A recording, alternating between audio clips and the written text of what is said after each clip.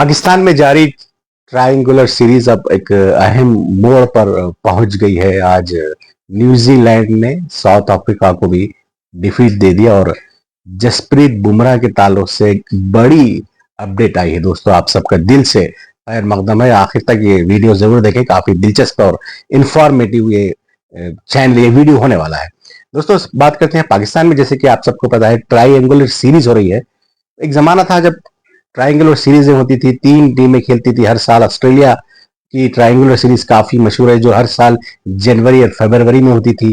3 टीमें वहां पर होती थी। ऑस्ट्रेलिया ऑफ कोर्स होस्ट होता था और 2 टीमें और आती थी। एक बड़ी 2 महीने तक ये सीरीज जाती थी। उसके बाद बेस्ट ऑफ 3, जो 2 फाइनलिस्ट हैं, बेस्ट ऑफ 3 इसमें फाइनल्स होते थे। और जैसे जैसे T20 आगे की ज्यादा खेला जाने लगा, T20 और आईपीएल की जैसी लीग्स आ गई हर कंट्री में, उसके बाद वनडे क्रिकेट भी कम खेली जाने लगी है और ट्रायंगुलर सीरीज भी ऑलमोस्ट खत्म हो गई है। लेकिन अब पाकिस्तान में एक ट्राई सीरीज हो रही है। जैसे कि पहला मैच हुआ था पाकिस्तान वर्सेस न्यूजीलैंड, जिसमें न्यूजीलैंड ने जीत हासिल की थी। और आज दूसरा मैच इस सीरीज का खेला गया बिटवीन न्यूजीलैंड और साउथ अफ्रीका, जिसमें न्यूजीलैंड ने कंसेक्यूटिव सेकंड विक्ट्री हासिल की। और इस तरह न्यूजीलैंड अब इस सीरीज के फाइनल में पहुंच गई। और अब सीरीज जो पाकिस्तान और साउथ अफ्रीका का जो मैच है वो वेडनेसडे खेला जाएगा। ये वर्चुअली एक सेमीफाइनल हो गया है।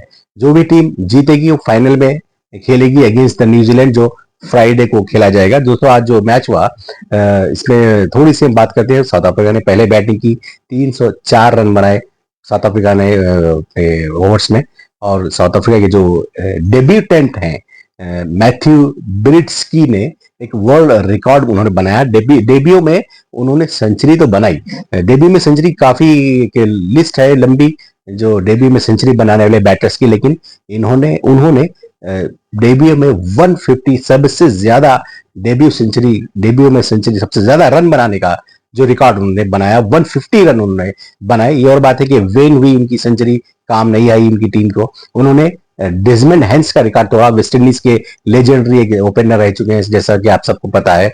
डेजमंड हैंस ने अपने कैरियर के पहले वनडे में 148 रन बनाए थे। आज मैथ्यू ब्रिड्सकी ने 150 रन बनाए, 148 उन्होंने बॉल्स खेले। ओपनर आए थे, 11 चौके और 5 छक्के शामिल हैं। लेकिन न्यूजीलैंड ने जब चेस शुरू किया तो न्यूजीलैंड के जो सरकर्दा बैटर हैं केन विलियमसन, उन्होंने अपनी क्लास दिखाई और 133 की नॉट आउट उन्होंने इनिंग्स खेली। बहुत ही शानदार विलियमसन की बैटिंग का कोई बैटिंग के आगे कोई जवाब नहीं था साउथ अफ्रीकन बॉलर्स के पास। 113 गेंदों में उन्होंने 133 रन बनाए और नॉट आउट रहे। और इस तरह न्यूजीलैंड ने 48.4 ओवर्स में ये 304 रन का ये टारगेट हासिल कर लिया, 308 रन बनाकर 4 विकेट पर। हो सकता है 25-30 रन शॉर्ट रहेगी, साउथ अफ्रीका 330 340 रन बनाती तो शायद थोड़ा सा मैच और डीप हो सकता था, क्लोज हो सकता था। तो जिस तरह ये ट्राई सीरीज का ये अपडेट है दोस्तों। जैसे कि आपको पता है कि बिफोर द चैंपियंस ट्रॉफी हर टीमें, ऑलमोस्ट सारी टीमें वनडे मैचेस खेल रही हैं। टीम इंडिया इंग्लैंड में सीरीज हो रही है, यहाँ पर तीनों टीमें खेल रही हैं। ऑस्ट्रेलिया अब श्रीलंका से एक वनडे सीरीज 2 वनडे मैचेस खेलने वाला है। तो इस तरह, क्योंकि आमतौर पर होता है दोस्तों कि आईसीसी के किसी भी इवेंट से पहले टीमें वार्म अप मैचेस खेलती है, लेकिन इस इवेंट में वार्म अप मैचेस नहीं है। तो यही है कि इंटरनेशनल मैचेस हैं जिन्हें वार्म अप के तौर पर खेल रही है टीमें, ताकि चैंपियंस ट्रॉफी से पहले अपनी परफॉर्मेंस को जो जांच सके, अपने खिलाड़ियों का फॉर्म देख सके, फिटनेस देख सके और खिलाड़ियों का जो कॉम्बिनेशन है उसको सही कर सके। तो दोस्तों, बात हो रही थी जसप्रीत बुमराह की। एक बड़ा सवाल जो इंडियन कैंप से आया है, एक बड़ा सवाल जो फैंस पूछ रहे हैं कि बुमराह खेलेंगे चैंपियंस ट्रॉफी या नहीं खेलेंगे। आज टीम इंडिया के जो कैंप से एक न्यूज आई है कि कल यानी 11 फरवरी को फाइनल डिसीजन होगा बुमराह के ताल्लुक से कि बुमराह चैंपियंस ट्रॉफी में खेलेंगे या नहीं खेलेंगे।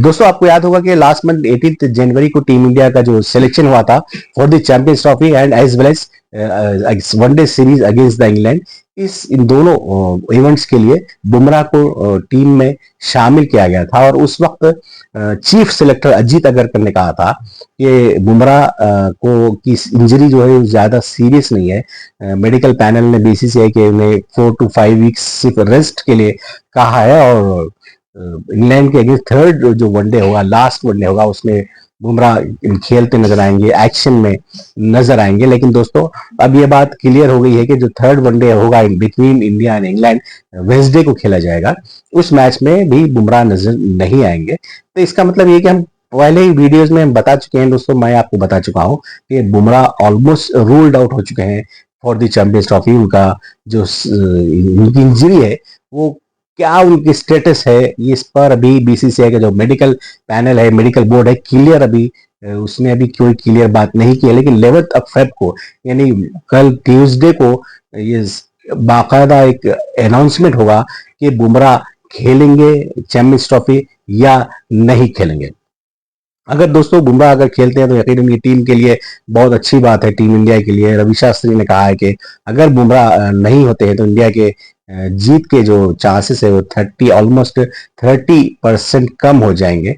लेकिन दोस्तों देखिए, ये एक अच्छी एक साइन नहीं है कि किसी एक, यकीनन बुमराह एक लेजेंडरी बॉलर है, लेकिन अगर किसी एक खिलाड़ी पर, एक बॉलर पर, एक बैटर पर आप डिपेंड है, कोई भी टीम अगर डिपेंड होती है कि वो खिलाड़ी ही होना चाहिए, उसकी वजह से हम नहीं परफॉर्मेंस नहीं दे पाए, तो ये एक अच्छी साइन नहीं है बुमराह के ताल्लुक से।